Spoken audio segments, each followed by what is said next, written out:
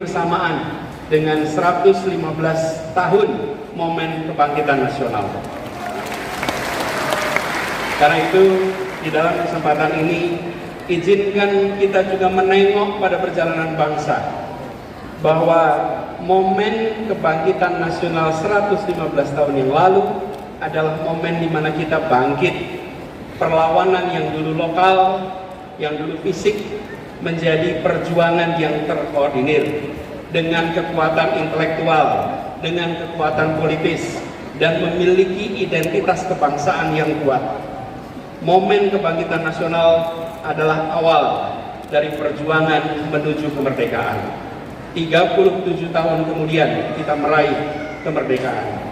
Dan ini adalah kesempatan hari ini untuk kita reflektif. Ketika kita bergerak ke depan di hari kebangkitan nasional, kita harus ingat bahwa kita pernah bangkit, tapi tidak ada jaminan bahwa bangkit itu artinya terus-menerus menjadi kuat. Bangsa-bangsa di seluruh dunia, ada masa mereka bangkit, membesar, ada masa mereka bangkit, pelan-pelan turun, bahkan gagal di berbagai tempat di seluruh dunia. Karena itu momen ini, di saat ulang tahun PKS, bersamaan dengan momen kebangkitan nasional, mari kita tengok bangsa ini harus bisa bangkit lebih kuat. Sambil kita lihat pelajaran dari bangsa-bangsa di seluruh dunia. Ribuan tahun sejarah sudah mencatat bangsa yang bangkit dan bangsa yang kemudian negara yang hilang. Ada sebuah buku berjudul Why Nations Fail, Mengapa Negara Gagal. Studi ini bukan studi teoritis. Studi ini adalah mengumpulkan berbagai peristiwa, mengambil hikmahnya, apa yang harus kita perhatikan supaya kita terus bisa bangkit ke depan.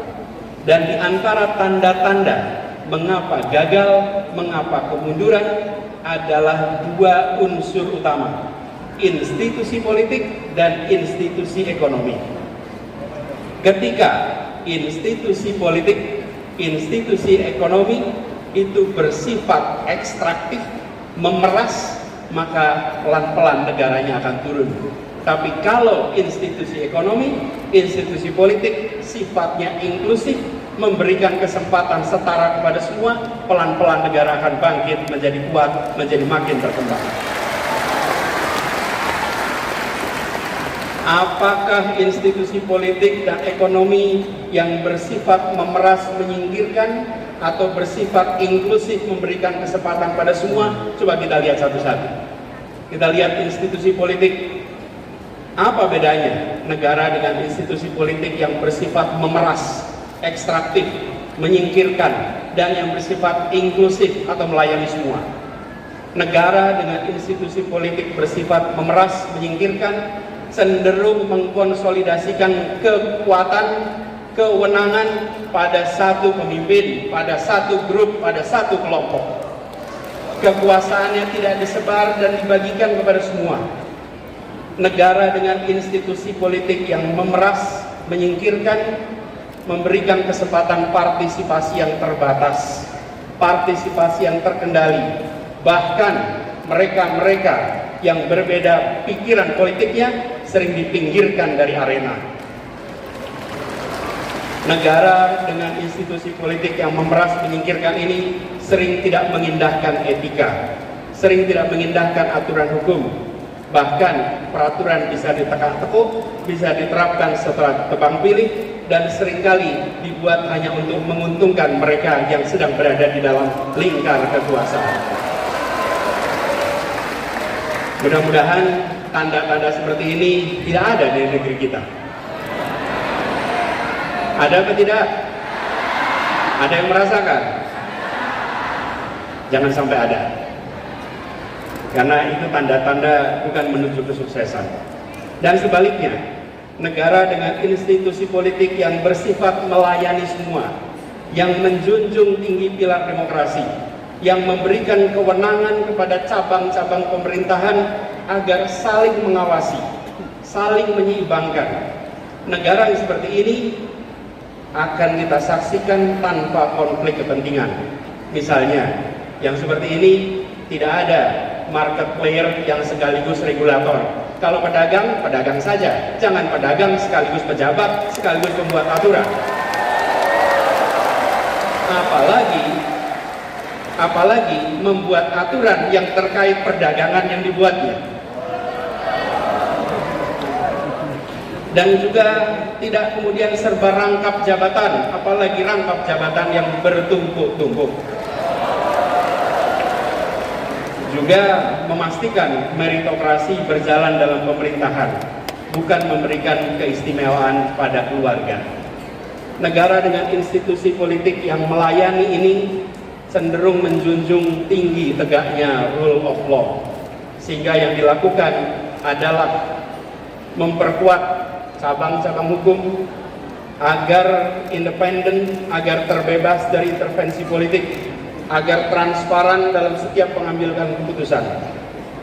Dan kalau kita saksikan, ini yang harus kita perkuat di Republik ini.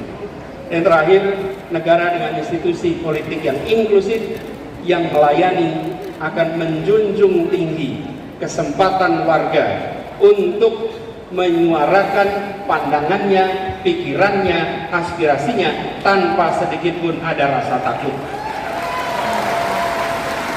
Negara yang inklusif adalah negara yang tidak baperan. Negara yang membuka ruang pada kritik. Negara atau pemerintah memiliki kekuatan aparat, memiliki kekuatan anggaran, memiliki kekuatan media, memiliki bahkan kekuatan senjata. Yang dimiliki oleh rakyat adalah gagasan, aspirasi, dan kata-kata. Jangan sampai satu hal yang dimiliki oleh rakyat, kata-kata, itu pun dilarang untuk diartikulasikan. Izinkan kata-kata rakyat bisa muncul ke permukaan. Karena itu, bila saat ini ada pasal-pasal yang dikenakan kepada mereka yang mengungkapkan pendapat, maka ke depan kita perlu justru pasal-pasal dalam undang-undang kita, dalam peraturan kita yang secara tegas dan eksplisit melarang persekusi atas kebebasan berpendapat. Jadi saya sudah mengalami ketika tugas di Jakarta, ketika berada di pemerintahan, maka kita menjadi kotak pos alamat keluhan dan kritik. Dan itu harus diterima sebagai it comes with the job. Ini adalah bagian dari pekerjaan. Tidak perlu dituntut, tidak perlu diprosekusi, dan itu juga yang telah kita sama-sama laksanakan di Jakarta. Tidak ada satupun yang dilaporkan dan diprosekusi. Hal lain adalah terkait dengan institusi ekonominya. Negara dengan institusi ekonomi yang bersifat ekstraktif atau memeras cenderung membatasi akses, membatasi kesempatan ekonomi dan sumber daya finansial hanya kepada sebagian kalangan. Mereka yang berada dalam lingkar kekuasaan saja, mereka yang dekat lingkar kekuasaan saja. Sementara mereka yang jauh, mereka yang tidak bersama, tidak mendapatkannya. Ini harus kita hindari. Harus dihadirkan transparansi dan pengawasan atas penyalahgunaan kekuasaan seperti ini. Dan tentu saja negara dengan institusi ekonomi yang bersifat melayani semua, sifatnya inklusif, adalah yang memberikan kesempatan terbuka, kesempatan yang lebar kepada semuanya. Dan langkah-langkah yang kita lakukan untuk menghadirkan ini adalah memastikan bahwa yang kecil bisa menjadi besar tanpa mengecilkan yang besar. Semangatnya adalah seperti tadi disampaikan, bahwa membesarkan yang kecil tanpa mengecilkan yang besar. Jadi bukan hanya bersifat ekstraktif memberikan kesempatan pada yang besar untuk makin besar, tapi harus memastikan bahwa semua dapat kesempatan yang sama. Dan negara dengan institusi ekonomi yang bersifat ekstraktif ini cenderung abai pada pengembangan pelayanan publik dan pembangunan infrastruktur. Sebaliknya, yang inklusif cenderung untuk melayani semua. Kalau kita bicara infrastruktur, tadi sudah disampaikan juga, alhamdulillah kita lihat banyak pembangunan infrastruktur besar di zaman pemerintahan sekarang ini. Kita ambil contoh pembangunan jalan, tadi sudah disampaikan pembangunan jalan. Media, ada tim jurnalis dari media kata data, ini mengumpulkan datanya. Izinkan saya kutip di sini. Pemerintahan kali ini berhasil membangun jalan tol terpanjang dibandingkan periode-periode sebelumnya. 63% dari seluruh jalan tol berbayar yang ada di Indonesia itu dibangun di era pemerintahan sekarang. Sepanjang 1.569 km dari total 2.499 km. Itu adalah jalan berbayar. Sedangkan jalan yang tak berbayar, yang digunakan oleh semua secara gratis, yang menghubungkan mobilitas penduduk dari sudut-sudut desa ke perkotaan, yang membawa produk-produk pertanian, produk perkebunan, produk perikanan dari sentra-sentra tempat mereka dihasilkan ke wilayah-wilayah pasar, baik jalan nasional, jalan provinsi ataupun jalan kabupaten, terbangun 19.000 km di pemerintahan ini. Kalau coba saya bandingkan dengan pemerintahan 10 tahun yang lalu, di zaman Presiden Pak SBY, jalan tak berbayar yang dibangun adalah sepanjang 144.000 atau 7,5 kali lipat. Bila dibandingkan